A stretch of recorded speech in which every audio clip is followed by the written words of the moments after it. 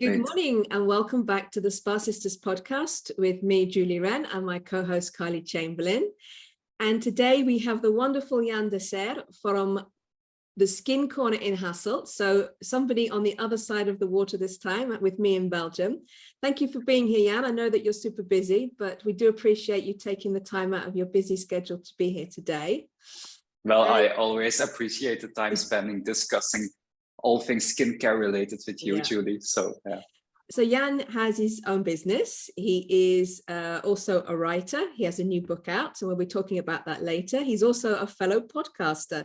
So I don't know where he finds the time for all of this, but I'm sure he's going to tell us. So over to you, Kylie. Yeah, I'm so interested in your background and your story, Jan. Tell me, first of all, how did you get into the aesthetics world? What was it that inspired you to get into this industry? Well, it's like a strange story because I studied marketing, but then my first job, it was also the place that I did an internship. It was like a wholesale company of cosmetics. So that's how I really got a feel of like the cosmetics world. I visited a lot of spas, beauty salons, and then I was really like, hey, I kind of like this. I want to know more of it. I want to know how skin works. I want to know how all those amazing treatments work. And yeah, so I started studying that, and then I enjoyed that actually more than my own profession. So yeah, and then you have to do something with it, right? So a twist of fate actually that redirected you on your path. Yes. It's been a little bit a bumpy road because, of course, yeah, studying like something entirely new while you're working more than full time, it's like a challenge, but I'm like so happy that I did it. So, and ever since I made that choice and I'm like no head of my own business, working doesn't feel like working anymore. So anyone that's like doubting, should I take a leap of faith? I'm always like, you should. Oh, amazing. And just picking up on that, what you said about your business, it doesn't feel like work. Obviously, you worked really hard to get to the position that you could have your own business. And are there any challenges that you can share with us that got you to the stage that now you can say it doesn't feel like work?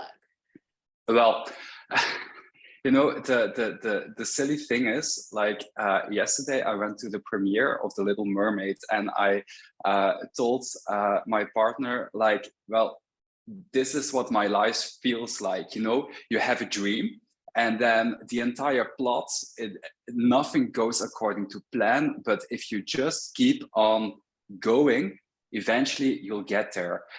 But if you're not careful, like you won't even know it when you got there, like, oh, right now this was a dream that I'm living, because yeah, dreams always build. That's my experience. So all the anticlimactic things are like, of course, financial struggles. You start with a dream, but you don't have the finances to buy everything at once, of course. So it's like, yeah, building, just taking action all the time. Yeah, and keeping going. Yeah, exactly, and not stop, not giving up when it gets a little bit hard. Just keeping, even if it's tiny steps. Yeah. Forward. I get that. Yeah, great. So just for those that are listening or watching today, give us a little visual understanding, just about your business, the concept, the service that you now offer. Yeah. So the main focus of my business has always been skincare. I always was like a big believer that treatments in the treatment room should be different than the things that you can practice at home, because like using a scrub and laying a mask, like that's not the difference you make in people's lives. Like 10 years ago, I tried to make those difference by doing more like high level things like chemical peels, microneedlings. But even in that segment of our business, I don't feel like we can make the big change anymore, because everyone does that right now, right? And then I'm lucky to have like a very inspiring head supplier who really inspires me to give like a 360-degree experience with like all the smells, all the special massages, all the like a complete experience from beginning till end. And that's the thing that I also like enjoy doing more, because my heart can really how do you call it, I can put my heart in everything I do. So yeah, and that's more like, I cannot pinpoint a specific. The thing that I like most is like welcoming a client, listening like, hey, what is it that you want? Then do a skin analysis and give her like a customized plan. And that's where the real challenge is for me, like listening and adapting. Yeah. And you say her, I'm assuming a lot of your client base are female. It's like 50-50. 50-50, that's good to know, because I think this industry is very female dominated, and we don't want that to be the case. We want it to expand across all genders, and so it's good that that there is a balance there. Julie, do you want to ask the next question? Yeah, sure. Obviously I follow you intensely. As always, I have done for years. You're not stalking him on social media, I'm not stalking him. We said that before, didn't we, in season 2, that I'm a bit of a stalker. No, I like to follow people and see the evolution, especially if I've got to know them a while. So you've had a bit of a busy year this year, and I mean, I suppose one could say that the crowning glory of that was, getting nominated and then taking a silver for being Influencer of the Year award here in Belgium. So, I have obviously my own relationship with social media. So I'm always so curious about how much time do you actually invest in your social media campaigns? And do they actually bring you a regular stream of new clients as well? Okay, great question. So time, again, it's difficult to pinpoint because I enjoy doing it. So it's like, if I get inspired to tape to record some reels on Sunday, I'm like, hey, great idea. Like it's not really something that I put. I just wait for the moment till inspiration hits me, and then I milk it out. So that's really, and then the stream of clients, it's more and more. Like, it's my experience that like 2 years ago, people would tell, I found you on Google, and that like your SEO on Google was very important. That Instagram is more now like responsible for 50% of my new clients. And so it's like a really big thing for me to be visible. Your marketing background, lends itself to that side of the business, right? I mean, it's not directly, digital social media is a very specific form of marketing, but that I think there's that sort of, sorry to jump in, Jules, but there is that sort of thing about, if you want a successful business and a really great social media presence, you're almost have to be that constantly addicted and hooked to the algorithms and like push and always be posting. Do you feel like you still need to constantly have something active in your stories and in your feed, or does it go dark for a few days and then it picks up again? Is it more of an organic approach? For me, it's more organic. Of course, I'm very happy that my main supplier also like posts a lot that I can just like copy paste in the story. But for me, it's the way I try to view my business is like, it should be fun. I should be enjoying doing everything. And if I force myself to upload every day while I'm not inspired, it won't be good uploads. And people also will feel that, and then you do more harm than well, is my belief. So, and it's not like, for me, it's like a rule, you should try to post every day, but like my followers aren't aware of, oh, it's been so long that Jan has posted. No, it's not like It's always like my biggest enemy is in my own head, I always think. So well, your posts are always fun. I always enjoy watching them. I don't know where you get the energy from or the ideas, but like you said, what I'm hearing is, that it's a fun thing for you, which is great. I think it has to stay fun to be authentic. So if you were to give, let's say 3 top tips to therapists who really want to improve their social media presence, what would that be? Well, number 1 would certainly be to stay authentic, because for me, I always try to walk the funny road, because I like to see like fun and everything. In our industry, it's kind of strange. I hear that a lot, because everything's like, you should do this and you should have like a 10-step skincare routine, and if you don't, your head falls off. Like, and I'm like, no, we're just no. So be authentic. Don't pressure yourself.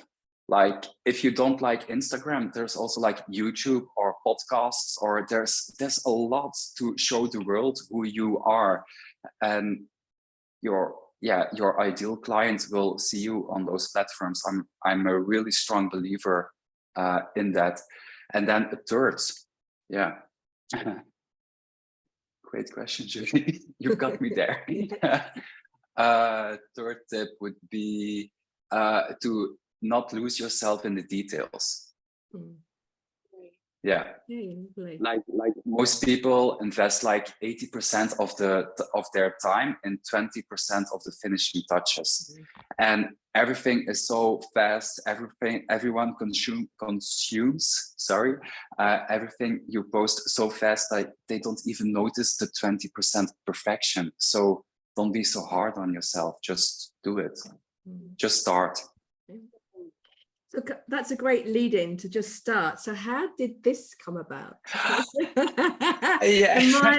The mind skin connection. I mean, having read it, and I said I'm still working on it because it's in Dutch, so it challenges me as well to think about terms, but I'm loving it in terms of the fact that it's written obviously, I guess, for the consumer, but at the same time it's such a no nonsense like approach, but with also I can see your humor in there.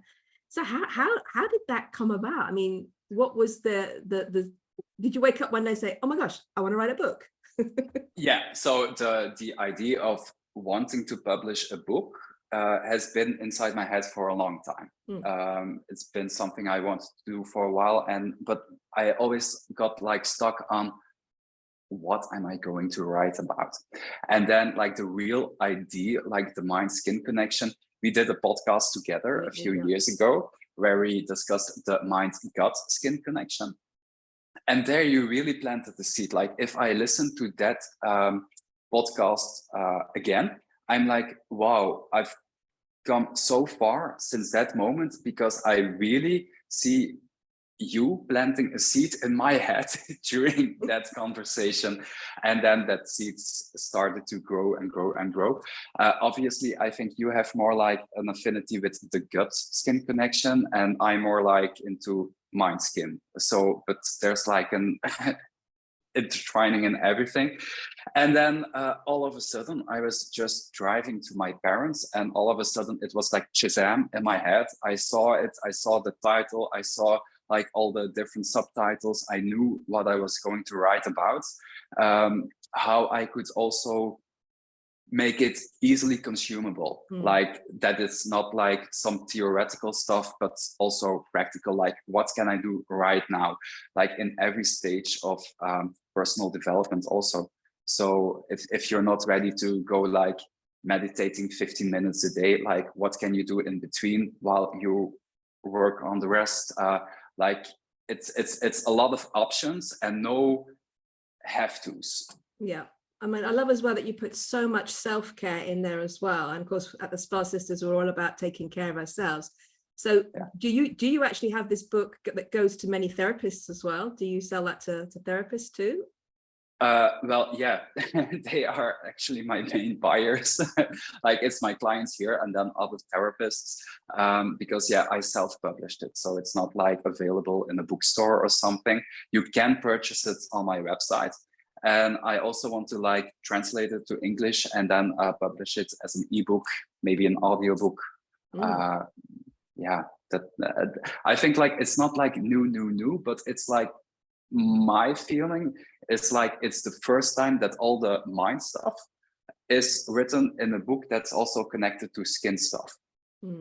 Like it's like a business mindset. Like everything that I've written, it's strange. Like I see it everywhere. If I go to the bookstore and I enter the spiritual section, like principles that I've written down are in those books. But if you go to the business section and like how to build a business, how to have a money mindset, blah blah blah blah blah, it's also the same principle. So it's actually, but it's the first time I guess that someone took those principles and applied them to how your skin, how your skin behaves. So yeah. Was it an answer on the question, or did I go? That's perfect. Thank you very much. Okay. Carly, do you have something you'd like to round off with today? Yes. Well, just going back to the your business on social media. Just I wanted curious to know, do you feel that businesses that don't have a social media presence won't succeed, like are dying, like in you know, the sort of traditional sense? Do you think it's an absolute necessity to have a social media presence if you're running a business in our industry? Well, I don't believe so. Like I said, there are multiple. I think salon owners who don't dare to say to the world, "Hello world, here I am, and this is me." Well, they have a business that are dying, but you can show yourself to the world in like so many different ways. It doesn't have to be online. I'm like a very online guy, but yeah, I'm interested because I think, you know, there is a sense of pressure for other, you know, business owners to have that social media presence when perhaps it doesn't feel right for them, and that's okay. I think there is a sense of like we must do it, and I love the fact that you're fully embraced in that world and it works for you. But it's nice to hear from you saying, you know, that you can still have a successful business and work with the community and grow it that way, you know, because, you know, that's something special in that as well, I think, and we don't want that to die out as we get so much more involved with the evolution of technology and the digital world. And just to round up, obviously your energy is great. You have a beautiful energy, very authentic, and I can see how passionate you are about the services that you're offering and the business you've created. And I think in our world, we sort of merge our private and professional lives together because it's so heart-led, it's so heart-centered. How do you switch off? How do you sustain that momentum of your business, but also switch off, look after yourself? Oh, you know, do you ever do a digital detox? Do you find that that's necessary? I'd love to know how you stay. It's for me, it's like little things. Like when I'm finished working and my evening starts, from the moment I lay myself down in the couch, my phone is on silent on the other side of the room at the charger, so I don't see any notifications. For me, it's really important. Like during the day, I get so much input, not only from online, but also from the people, that I create my own space without disturbances. Also, I go to the gym, I work out a lot. I enjoy spending free time with the people I meet. I meditate every day. It's for me like meditation is the thing that gives me rest in my head. I can almost say that even if I just meditate like 15 minutes, my mental state is even more clear than after an entire night of sleep. So sleeping is for my body, meditation is like for my mind. And yeah, I need them both if I want to be the best version of me in my private life, but also in my business life. Wow, that is so good to hear, because I think, you know, I'm a mother as well, and I've got kids growing up on social media, And my biggest fear is that it'll be really bad for their mental health, and they'll get really addicted and get all these tendencies. And to hear someone who's so influential on those platforms know that you are very down to earth, connected to the real world, and you have that level of discipline, it sounds like, that you're able to leave your phone over there whilst you're over here, because it is quite addictive. Yeah, true. It's like our third hand. It's like attached to our hand all the time. So thank you. That's really inspired me, because it is part of our lives, and also it can really be a positive thing in our lives. I think people focus a lot on the negativity around digital, social media. So yes, I appreciate that. That's really interesting to hear from you. So thank you so much. It's been so great speaking to you. Really refreshing, don't you think, Jules? Absolutely, it's great. Great to have a different voice on. Have you got anything else you want to add? Me? Yeah, like, you. Okay. Well, perhaps you could tell us, Jan, how we can find anybody who'd like to follow you. They can find you, what your Instagram handle is, and they can maybe be inspired as well by all your reels. Okay, so my Instagram is @skincorner_Hasselt. Hasselt is a place in Belgium that that my business is in.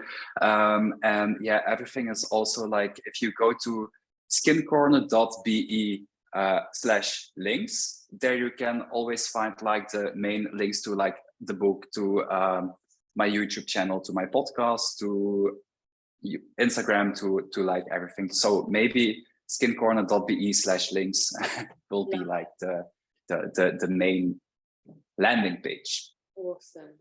Oh, thank you so much for your time today. Thank you very much. Thank you for having me. I really enjoyed it. So thank you. Please, if you're listening or watching this, connect with us at Spa Sisters Podcast on social media, our YouTube channel at Spa Sisters Podcast, and you can email us with any questions you might have for any of our contributors. It's spasisterspodcast@gmail.com, and we will catch up with you all soon. Thank you. Bye. Bye.